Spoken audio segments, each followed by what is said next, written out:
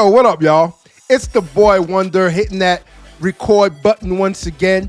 Coming to y'all live and direct, straight to your phone, your living room, your bedroom, wherever you're tuning in. I appreciate y'all. Before we continue with the video, though, I need y'all to do 3 things for me. Hit that subscribe button, hit that like button, and share this video so someone else can do the very same thing. And if they don't, then we're going to send the Diary of a CEO clips after them. This next video brings us to the Diary of a CEO clip, which we are discussing the real issues and problems that surround men now. Life has always been hard for men. Whether you agree or not, life has always been hard for men. And how do I know? I mean, isn't it obvious? I've experienced it. I've been living as a man, right? So I know what men go through. I know how hard life is for men. From the shortest man to the tallest man, the skinniest man to the fattest man, the poorest man to the richest man. All men have problems. It doesn't matter your stature. It doesn't matter the amount of clout you got. It doesn't matter the amount of money you have. Every man has problems because life is hard for a lot of men. And there are a lot of men out here right now that are struggling with everything from women to money to fitness. They are struggling. Yes, they are. And I've sat back and watched for too long. That's one of the reasons I decided to start this channel. Whether you're a man who is tuning in because you want to learn about the everyday struggles that men go through and how to maneuver around life, how to live a better life, how to get a better life out of the things you do, the choices you make, the decisions you make, because that plays a major part in it too. That's exactly what we do here. And so when I came across this clip, I was like, hey, I need to review this. I need to watch this with y'all and go over it and give you my perspective, of course, on how I see things and how I view things and how I know that life is hard for a man. Let go. Digital world that we can live our lives in as a distraction from the real world. And there's now more confusion than ever over what it is to be a man and the role of a man in a, and then we look at the stats around suicidality. And I think in Europe, the biggest killer of men under the age of 45 is themselves currently. Mm-hmm. Is the shifting idea of what it is to be a man having an impact on people's sense of self and their purpose? 100%. So there's a crisis that's going on in men. And people think that this is new, but I don't think it's new. It's always been there. So if you look at even 50, 60 years ago, 80% of suicides are still going to be men. So historically, men have been killing themselves for 100 years and no one's been paying attention. We're just noticing now because the problem seems to be getting worse. So there's a couple of things that are really interesting to understand. So one is that if we look at what technology is doing to our brains, the first thing that it's doing is it is externalizing our attention. So if you look back, let's say 1,000 years ago, as human beings, we spent a lot more time with ourselves. So let's say that you and I go out hunting. And then let's say you shoot an arrow at a deer and you miss. And then I shoot an arrow at a deer and I hit. So in this moment, I'm superior to you. And then we pick up the deer and we're carrying it back. And then we have about 2 or 3 hours to take that emotional insult and we kind of process it. We just give our mind space to process it, which it does automatically. Now, if you look at what happens in people's days, they don't actually have any time to process what happens to them because we are so constantly distracted by external things. So I don't know if you're like this, but I was in this point where I was idiotically efficient. So I would wake up in the morning and I would listen to a podcast while I'm doing my exercise or whatever. And then even when I'm cooking, I'm listening to a lecture. And then when I'm walking to the train, I have earbuds in and I'm listening to a lecture there. On the train, I'm reading. I wanted my life to be completely efficient. I didn't want to waste a single moment. I literally listen to the news in the shower. Right? So we don't want to waste time. And so if you really think about it, where's the attention of your mind? Your mind is pointed outside of you. And so then what happens is once we do not pay attention to ourselves, we lose sight of our internal signals. Literally in the same way that if you raise a child in a dark cave, the photoreceptors in their eyes won't develop. They will atrophy. So anything that the mind does not get access to will start to atrophy. If I don't practice Spanish, I'm going to forget Spanish. The brain is a very efficient organ. So as we externalize our attention, we lose sight of our internal signals. We don't know who we are anymore. And now if I don't know who I am, how do I figure out who I'm supposed to be? I pay attention to the outside. Where are the answers? They're on the outside. So this person is talking about masculinity. This person is talking about what it means to be a man. This person is talking about what it means to be a man. And now since I don't have any internal source of information, I'm trying to figure out what it means to be a man from the outside world. And this is when men get truly fucked. Because what it means to be a man, we are getting all kinds of mixed signals. So on the one hand, it means being physically fit. On the other hand, it means being a provider. On one hand, it means having sex with as many women as you can find. On the other hand, it means having sex with just one woman and being a really solid man and being a good father. And then there's also people telling us that being a man means that you're shit, right? That you're toxic, that your testosterone level makes you violent, that you're evil, that you're privileged, that there's a patriarchy, all this kind of stuff. So we're getting all this information from the outside about what it means to be a man. And so there are all kinds of interesting ramifications of this. So men in today's society are not allowed to complain. So if you complain and you're a successful person or a privileged person, everyone is going to think you're arrogant. Everyone is going to think, oh my God, who's this fucking guy? This guy doesn't know what my life is like. How does he have any right to complain? And even your mind will tell you this. You'll look at these people and you'll be like, yeah, I don't have a right to complain. But now we need to stop for a second and think about what it does to your psychology when you as a human being are not allowed to articulate your suffering. I've worked with people who've grown up in abusive households where children will say to their parents, Mommy, Daddy, I'm hurting.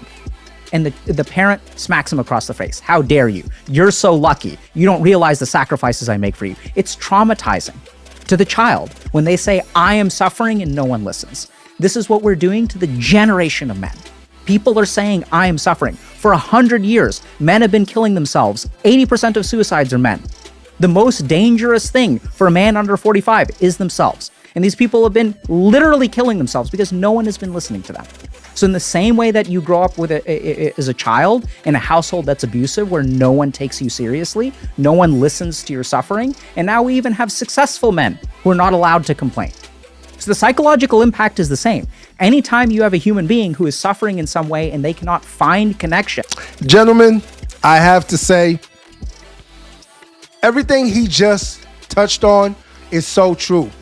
And I hear y'all. I do. I listen and I hear y'all. Leave a comment in the comment section if you believe that you are not allowed to express any type of feelings that you may be having, negative feelings at that. Anytime, because most men are not heard. Men are not heard. We're not. And that's the honest truth. Because as a man, you are supposed to do what? Suck it up, take it on the chin, go back out there and get the job done. It's that simple. And that's the motto that I live by. And so I never complain. That's something I don't do. I don't complain. I don't remember the last time I complained. And I don't remember the last time I actually expressed any type of hurt feelings that I may be going through or experiencing. I have not, because I live by that motto. And so a lot of men live by that motto. The only thing is that we can bring it back to what he said. Some men are looking externally for gratification. Some men are looking externally for answers. And those answers come in so many forms. Social media is destroying society. It is. And I did not know that 80% of self-deletions are men. I did not know that. And so when he says that, it tells you that a majority of men are suffering and going through whatever it is they're going through that society deems as, minuscule. A problem that they shouldn't complain about. There's a lot of men hurting. You could see it out in the streets, those homeless men. And I've never been a big advocate for, becoming homeless, because it does happen, and there's a lot of people that you could say shouldn't be homeless, especially as a man. I'm sorry. That's just how I see it. As a man, you better go out there and slay that dragon. You better go out there and get money some way, somehow. Whatever it is you got to do, you better do it as a man. Because as a man, that's what you're supposed to do. See, this is the motto that I live by. And so I don't have time to complain. I don't have time to sit back in the chair and speak to a psychiatrist. Speak to a shrink about my problems and my issue and what I'm going through. Why? Because I don't bury those problems and issues. I attack them head on. I'm a problem solver. But some men are not. And some men need an outlet. They need a way to express themselves. Someone to talk to. And they don't have that person. Because we, as men, we deem it as weak when you do express your feelings. I mean, that's just how it is. You see it as being weak. And then you'll have those men who are weak. And all they do is complain. And all they do is cry. So it's crazy because there's no in between, is it? There's no in between. That's why men do not get heard. Because once you express any type of distress, any type of pain, any type of fear as a man, you are looked down upon. And then you have those men who bitch and complain and cry all the time. So it doesn't make things any better. And with another human being, they cannot find compassion with another human being. That person is going to feel isolated. And if you look at the statistics on suicide, it's very interesting. So the number one thing that correlates with male suicide is not depression. And this is super scary. There's one study I saw recently that suggests that 50% of men who kill themselves have no history or evidence of mental illness. And this, I believe the statistic in my clinical practice because I know what depression looks like. I know what bipolar disorder looks like. And half the men that I've worked with, at least, are not actually mentally ill. See, mental illness means a pathology of the mind, which means that the mind is malfunctioning. Most of the suicidal men that I work with, their mind isn't malfunctioning. They genuinely have a life that is no longer worth living. They're looking at things and objectively realizing that there's no way out of the situation. So they turn to suicide. So I know it's kind of like a very controversial statement, but I think that's what my clinical practice has shown, and there's some research to even back that up. So if we sort of look at what's going on with men, we're sort of, they have nowhere to turn to. And the number one thing that correlates with it is not mental illness, but is a sense of thwarted belongingness. So this is kind of like multivariate regression analysis. But basically what happens is what causes people to kill themselves is they try to connect with others and they get rejected. So it's specifically a very specific research term called thwarted belongingness. So I try to belong to a group, and that group, or multiple groups usually, will thwart my attempts to join the tribe, to join the community. And this is what actually correlates a lot with suicidality. So what's going on with men right now is that we really don't allow them to suffer, because then you're not manly. And we're so externalized with our attention that we're not connecting with ourselves. And so we're looking to other people to tell us what it means to be a man. But that may or may not work for you, right? That may have been what worked for them.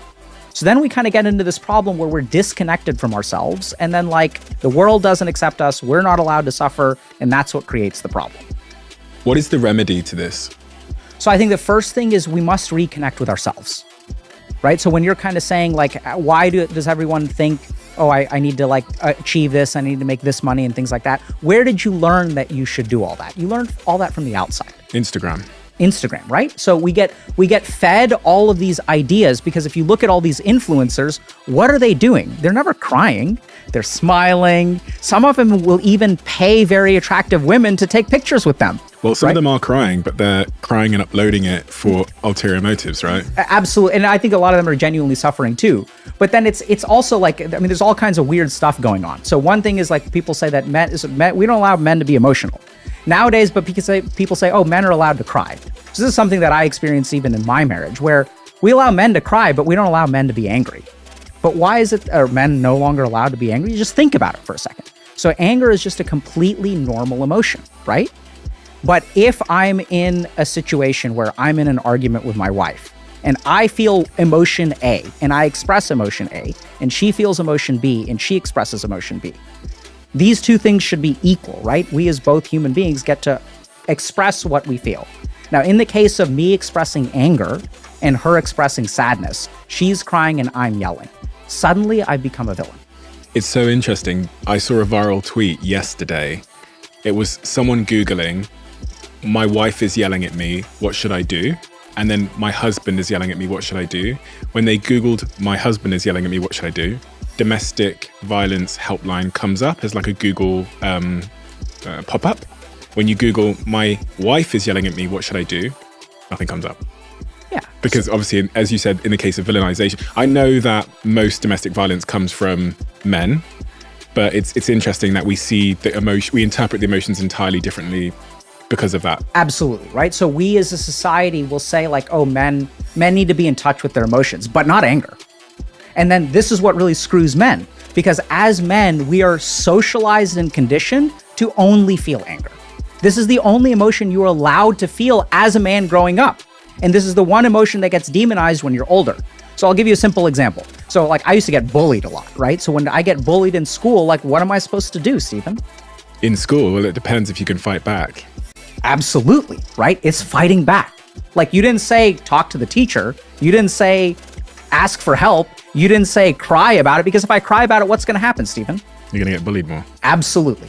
So we turn every emotion. So men experience anger as something called an umbrella emotion. We literally suppress and are conditioned to suppress all other emotions except for anger.